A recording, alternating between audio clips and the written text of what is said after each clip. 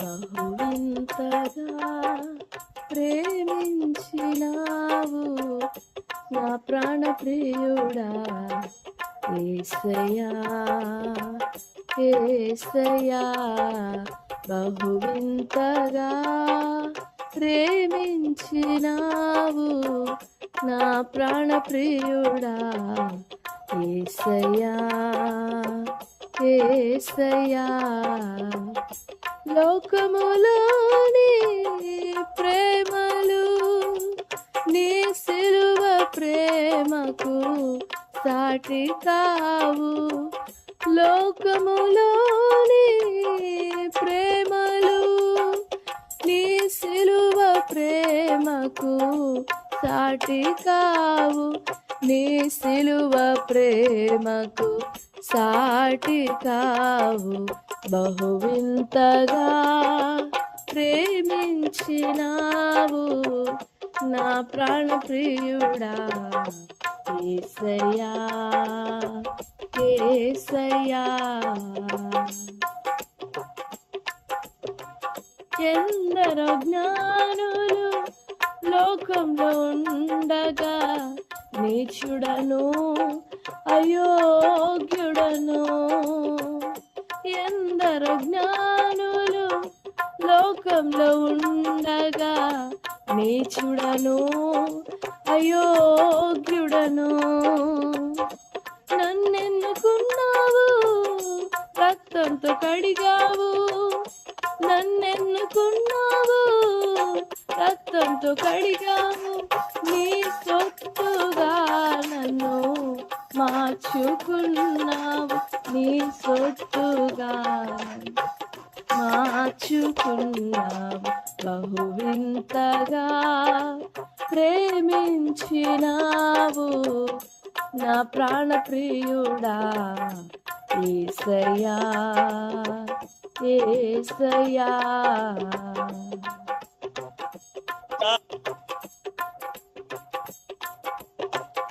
ప్రధాన యాజకుడే వత్సరముకొక మారు నీ సన్నిధి చేరు నియమము ఉండగా.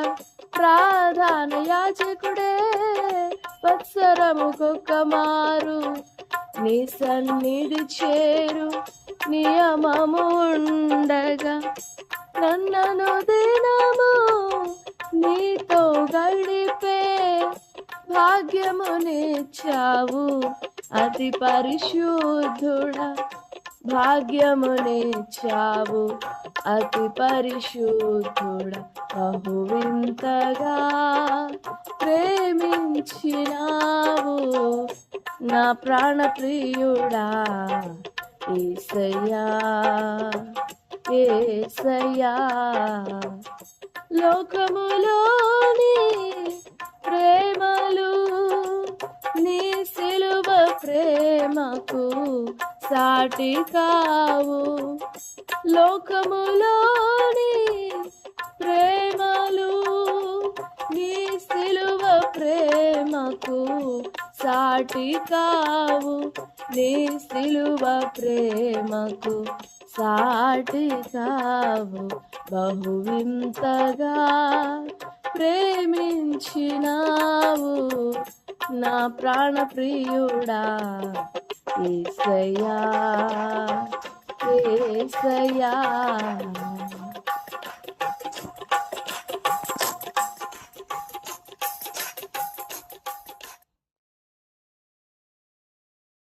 దేవుని కార్యాలు మన ఊహకు అందవు, మన జ్ఞానానికి అందవు. But obeying and believing whatever the Lord says is wisdom. దేవుడు ఏం చెప్పినా ఎలా చెప్పినా దానికి వినమ్రంగా తగ్గి ఉండడమే జ్ఞానం. ఇప్పుడు ఇశ్రాయేలీలు 6 దినాలు ఆ పట్టణం చుట్టూ అన్ని లక్షల మంది మార్చింగ్ చేస్తూ ఉండినప్పుడు పట్టణ ప్రాకారాల మీద ఉండే కావలి వారు హేళన చేసి ఉండరా, దూషించి అవమానాలు పాలు చేసి ఉండరా? ఫస్ట్ రోజు వచ్చి తిరిగారు. ఏం జరిగింది? ప్రాకారాలకు ఏమైనా నెర వచ్చిందా? ప్రాకారాలు ఏమైనా కదిలినాయా? చూసుకోండి ఒకసారి అని ఆ గోడలని కొట్టి మరి చూపించుంటారు ఆ సైనికులు ఇశ్రాయేలీలకి. ఫస్ట్ రోజు అయిపోయింది. అండ్ ద సెకండ్ డే కూడా అలాగనే. నిన్న జరిగింది ఈరోజు జరిగిద్దా? థర్డ్ డే నిన్న జరిగింది ఈరోజు జరిగిద్దా? Fourth day, fifth day, sixth day and the seventh day to నిన్న జరిగింది ఈరోజు జరిగిద్దా? విశ్వాసంలో మౌనం కూడా ఒక పాఠం. విశ్వాసంలో మౌనం కూడా ఒక స్టెప్, ఒక జ్ఞానం. జ్ఞాని అయిన వాడు మౌని అయి ఉంటాడని సామెతల గ్రంథంలో చదువుతాం. యోర్దాను నీళ్లను ఆర్భాటంగా జయించిన దాటుకొని వచ్చిన ఇశ్రాయేలీలు మౌనంగా ఉండడం it may not be possible for them. ఎందుకంటే శత్రువు ఎదుట ఎవరండి సైలెంట్గా ఉండేది? మనం సైలెంట్గా ఉంటామా శత్రువు ఎదుట? కానీ కొన్ని సందర్భాల్లో, దేవుడు చెప్పే సందర్భాలలో శత్రువు ఎదుట మౌనంగా ఉండటం కూడా జ్ఞానం. And God will open hour mouths and then at that moment our mouth will speak the things which we can never expect. ఆ మౌనము తరువాత దేవుడు మన నోరు తెరిచినప్పుడు, మన నోరును విప్పినప్పుడు మన నోరు ఊహించని కార్యాలు మాట్లాడుతుంది. ఇప్పుడు 7వ దినమున 7వసారి బిగ్గరగా కేకలు వేయండి అన్నప్పుడు ఇశ్రాయేలీయుల నోట ఏ మాట వచ్చి ఉంటుంది? Just imagine. అమ్మయ్యా, ఏదో తిరుగుతున్నాము, 7వ రోజు అయిపోయింది, ఇంకా హాయిగా ఇంటికి వెళ్ళిపోవచ్చు. అది ఒక అవమానంగా ఫీల్ అవుతారు కదా. కార్యం ఏమి జరగకపోతే మనం ఫీల్ అయ్యేది అదే కదా. ఏంటి దేవుడు ఏం కార్యం చేయట్లేదు? ఇన్ని డేస్ పాస్ అయిపోయినా కానీ, ఇన్ని ఇయర్స్ పాస్ అయిపోయినా కానీ will feel guilty, right? But there is hope in Christ. We shouldn't feel so guilty. And that guilt is not faith. And that guilt is not hope, nor even trust. No, don't let guilt enter into your heart, come into your heart and disturb your thoughts. No, don't let that. రానివ్వద్దు ఆ doubt అనేది, ఆ చిరాకు అనేది. ఆ టైంలో, మౌనంగా ఉండిన టైంలో మన హృదయంలో చాలా ఆంతరంగిక పోరాటం జరుగుతుంది. To believe him or not, can I do that, can I trust him? నమ్మొచ్చా నిజంగా? And you will believe on the day 1 and the second day too you will be tempted, you will be disturbed. Can I still, నేను నమ్మొచ్చా? Can I go on? But you have to cling on to the word. The Lord said, be silent. Don't shout. 6వ అధ్యాయము 10వ వచనం. మీరు కేకలు వేయుడని నేను మీతో చెప్పుతున్న వరకు మీరు కేకలు వేయొద్దు. మీ కంఠధ్వని వినబడనీయవద్దు. మీ నోటి నుండి ఏ ధ్వని రావలదు. నేను చెప్పినప్పుడే మీరు కేకలు వేయాలి. And choosing to be silent is also considered as wisdom. The enemy may think that we are not capable enough. Yeah, enemy may rise up and shout like, how can it may? ఎంత కావాలంటే అంత అరుచుకోనివ్వండి, అంత గోల పెట్టనివ్వండి. No, we do not need to worry about that. Because God said, be silent. Just bear with this situation. Just bear it. And then you will have a time.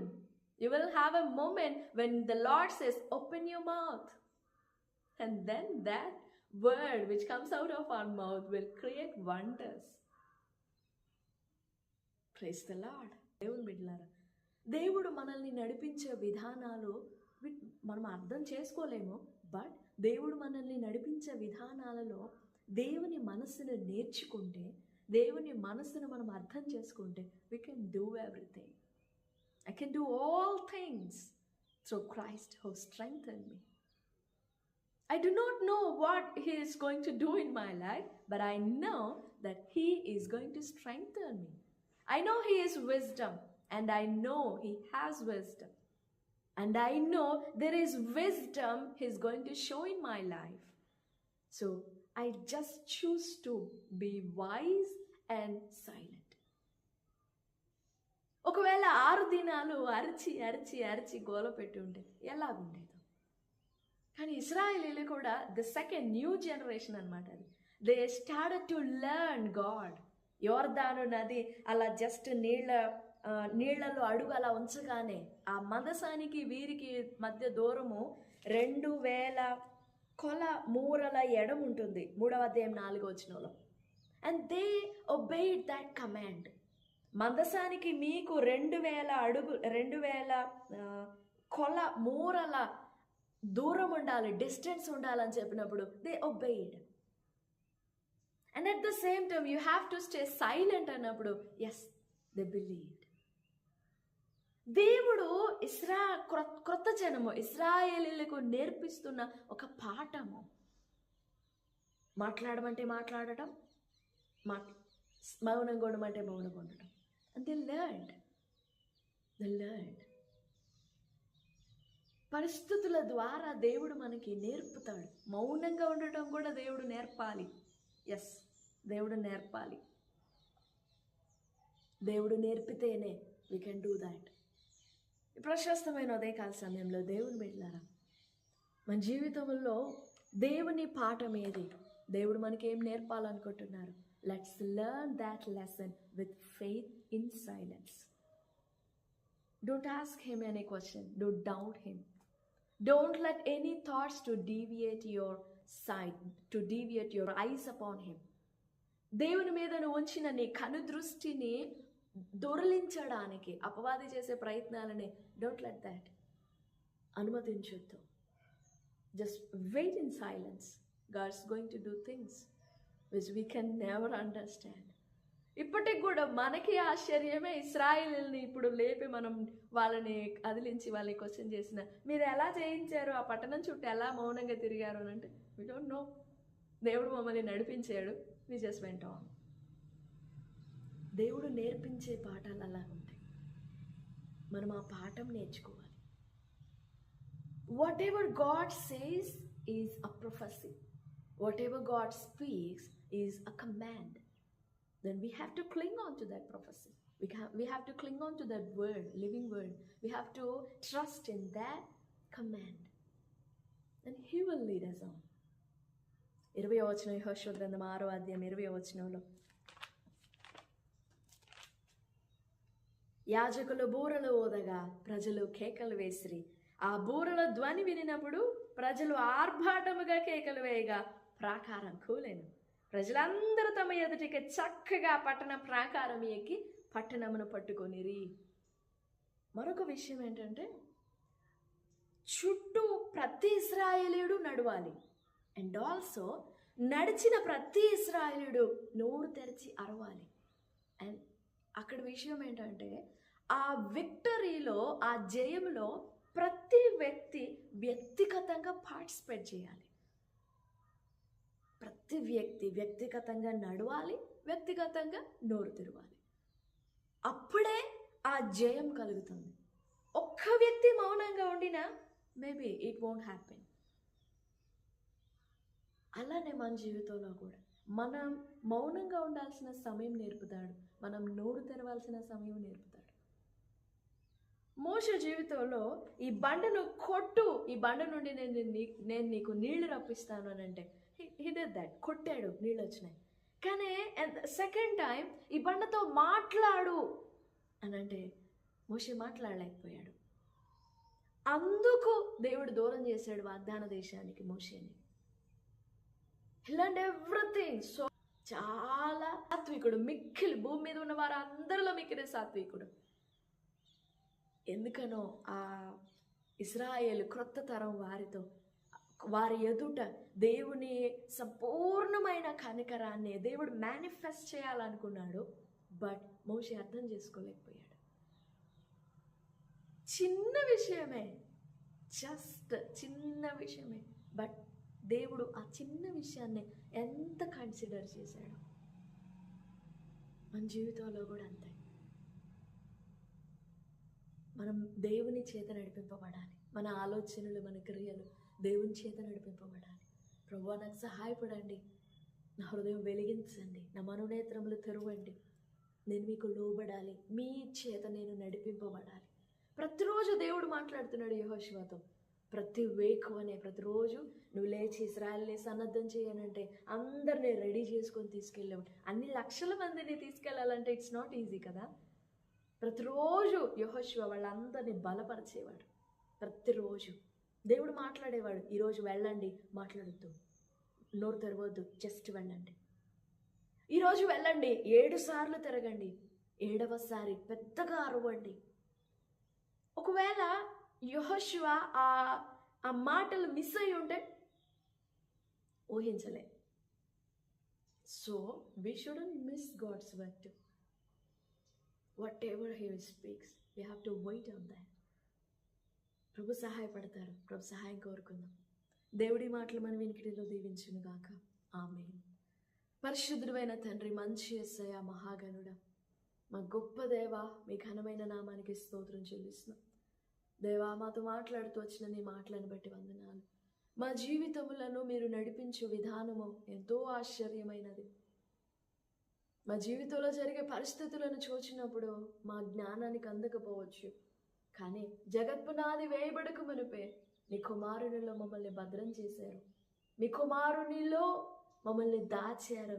You have so wisdom in our lives. మా జీవితం పట్ల మీరు ఎంతో జ్ఞానం కలిగి ఉన్నారు. అయితే మీరు నడిపించు విధానములు మేము లోబడి ఆ జ్ఞానాన్ని మేము నేర్చుకున్నట్లు, మీ మనస్సును మేము నేర్చుకున్నట్లు, మేము నడిపింపబడినట్లు మాకు సహాయపడండి. ఈ మాటలు వినుచున్న ప్రియబిడ్డలందరినీ పేరు పేరున మీరు దర్శించండి. దేవా, మీరు నేర్పే పాఠం ఏంటో అది వారు చక్కగా నేర్చుకున్నట్లు కావలసిన ఓర్పు, కావలసిన విధేయత, విశ్వాసం, జ్ఞానం, చురుకు మీ బిడ్డలకు దయచేయండి. వాక్యాశీర్వాదాలతో నింపమని మీ సన్నిధిని బట్టి, మాటలను బట్టి స్తోత్రం చెల్లిస్తూ యేసు ప్రభు వారి పరిశుద్ధ నామంలో స్తుతించి ప్రార్థిస్తున్నాము తండ్రి. Amen, amen. Praise the lord. God bless you all. Amen.